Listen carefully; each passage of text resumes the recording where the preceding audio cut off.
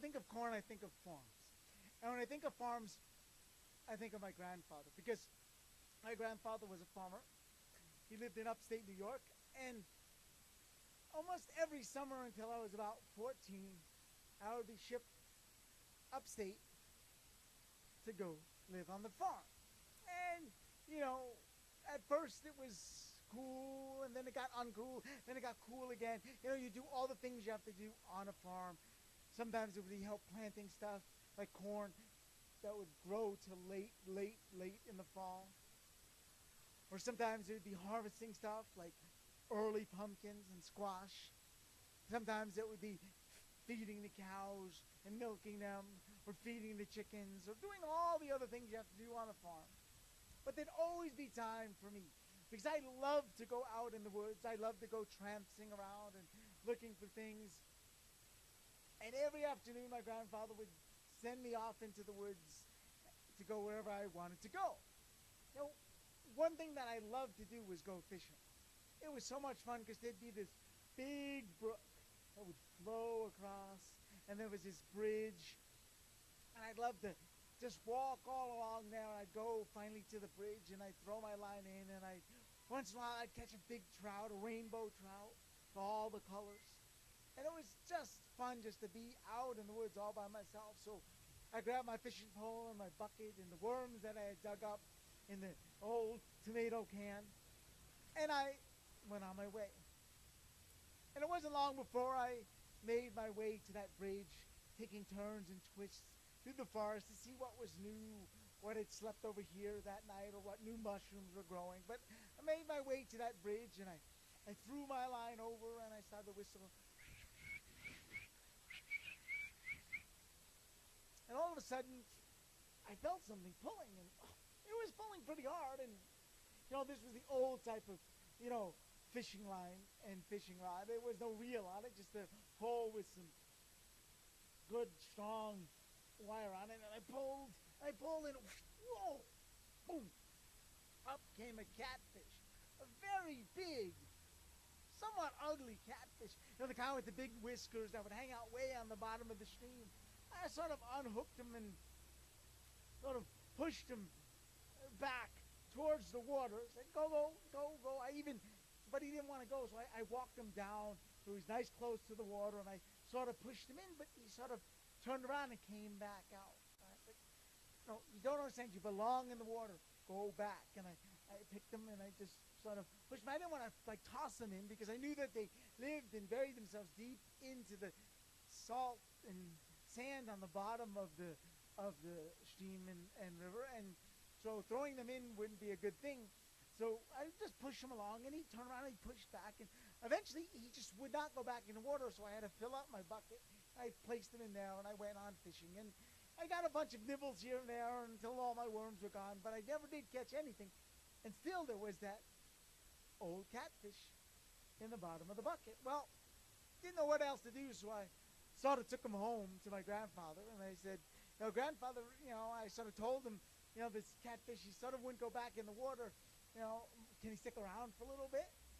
My grandfather was like, sure, there's an old barrel over there, put some water in it, he'll be fine. And so I filled in the barrel with maybe a quarter of the way and dumped him in and watched him swim around for a bit, and got him some of the flakes of grain that we had, you know, so that he would have something to eat. And I went to sleep, and the next day I came out and was ready to milk the cows and feed the chickens, and I heard something go splash, splash, splash.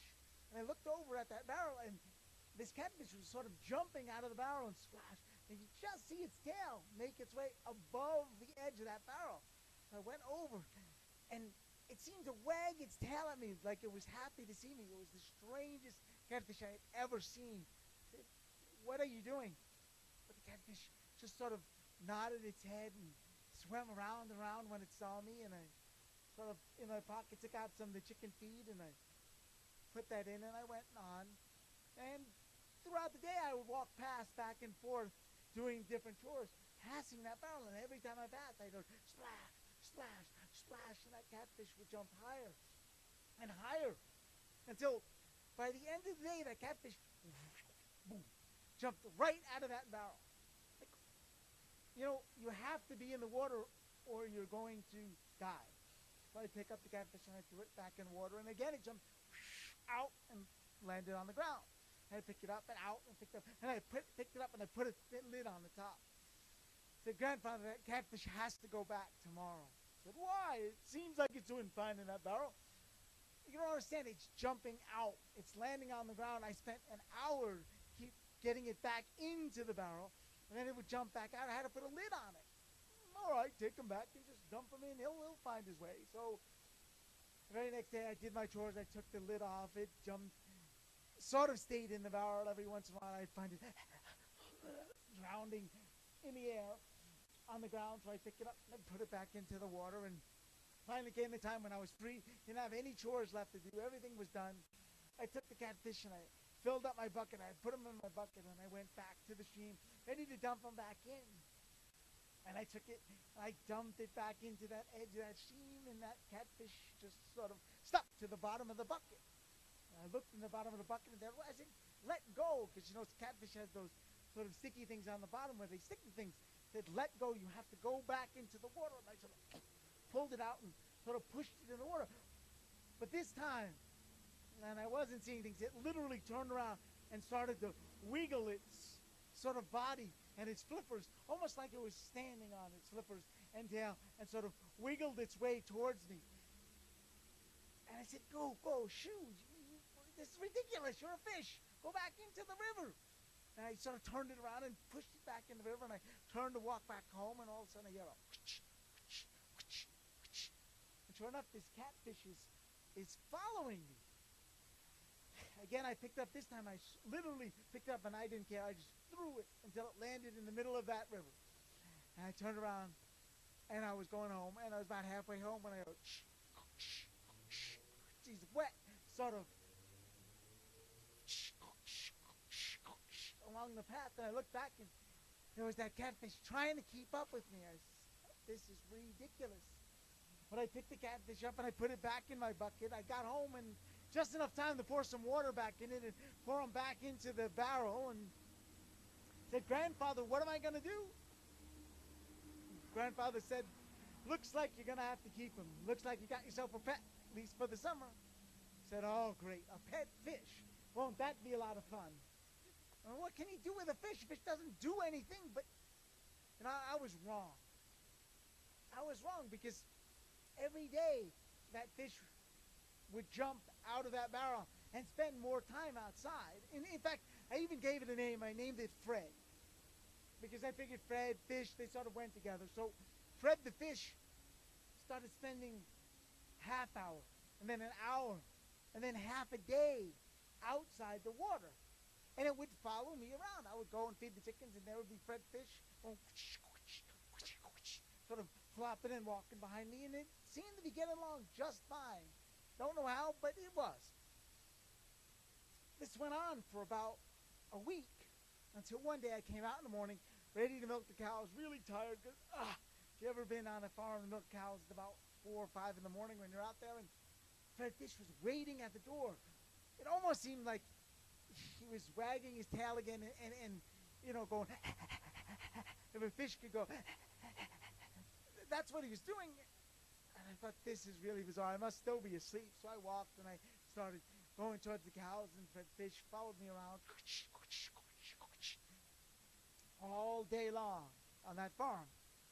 Fred came with me. When he couldn't make it over rocks, I would sort of pick him up and put him on my shoulder, but he didn't need to go back in the water. In fact, I asked Grandfather, and he said, yeah, okay, and we allowed him in the house, and he even came and slept at the bottom of my bed. And we'd feed him a little bit of the grain that we feed to the chickens, and have a little bowl of water. And I even made, for my grandfather, stuff in the barn. I made this little tiny leash that you could put like around his neck and just sort of walk him about. It was pretty cool, because I'd never heard of anybody having a pet catfish before, but I could walk him about, and it was fun. And I was just thrilled, because I thought to myself, I'm going to take him back home, back to my house, and I'm going to show all my friends. I'm going to be maybe in the Guinness Book of World Records having the only pet catfish. And Fred Fred was the best companion. You know, half the summer was gone, but he spent the rest of the half with me. We do everything together. And even go fishing, because Fred Catfish liked to fish. I made him this tiny little pole. He never really caught anything, but he'd sit next to me on the bridge. And we'd, hang our poles and little things into the water, and how we'd catch some fish. And Fred might look into the bucket and nod its head and try to catch a fish of its own. And it was great. I mean, he was the best pet I ever had. And, it came the time when the end of summer, just before it was time for me to leave and go back home, because school was going to start. And I said, Grandfather, can we go out and go fishing just one last time? I know my mom will be here tonight, and then in the morning we got to leave and go home, but I just want to go fishing one more time. I said, sure. And can I take Fred with me? Sure. And so we went out, and it was a little bit cold like it is tonight. It's the end of summer, and me and Fred, we walked. I said, come on, Fred, it's the last time we're going to get to go fishing. Then you get to go home and meet all my friends. And there we were. We threw our lines into the water, and we waited. And all of a sudden, I felt something pull, so I started pulling. Then I looked over, and I noticed something was pulling on Fred's line, too. But, Fred wasn't that strong. Flippers aren't as strong as arms. I started pulling Fred, like, across the bridge, and I sort of dropped my line. I said, Fred, hold on, wait. I grabbed that Fred in his line, but that whatever was on his line, it pulled him right off the bridge, plop, right into that water.